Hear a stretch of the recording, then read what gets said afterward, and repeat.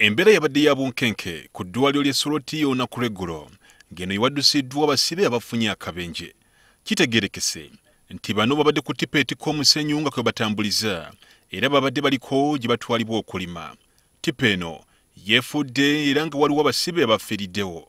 Ku mmotoka eno kwabaddeko abasibe abasoma mu 50 ssaako n'abasirikale ababadde babakuuma nga bamu baddusiddwa mu ddwaliro lya Kaberamaido Center 4 ate abalala ne batwalibwa mu ly'e Soroti. Jo ku makya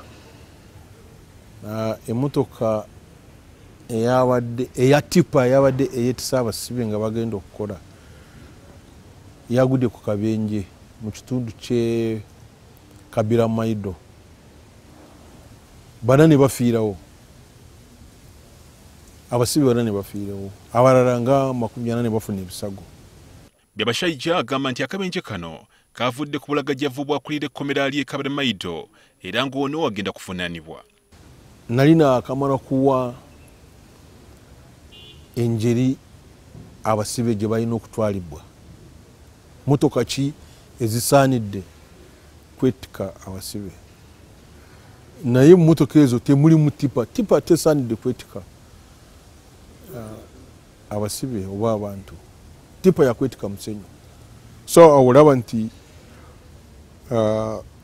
omukulu w'ekkomera ly'e Kaberamaido yakozeeko ensobi okukwata abantu nga 50 n'obateeka ku tippa tebagende kukola.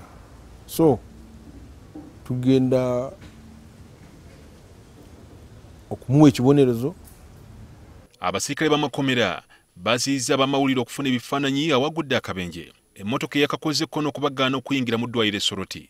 Kano si ke kabenje akasoose okufiiramu abasibe ng'obubenje obulala buzze buggwawo era nga mu bonna abasibe babeera batambulira ku kabangali. Mu Septemba wa 2016 waliwo akabenje akaagwa mu bitundu by'Ibanda akaviirako abasibe bangi okulumizibwa n'abalala ne bafa. Paalamenti yavaayo n'evumirira engeri abasibe gye batambuzibwamu era ekitongole ky'amakkomera ne kisabibwa okweddako. Byabashaija ategeezezza ng'ekitongole ky'amakkomera bwe kirina okusoomoozebwako obutaba na mmotoka zimala. Tulina okusoomoozebwa kwa maanyi. Ndina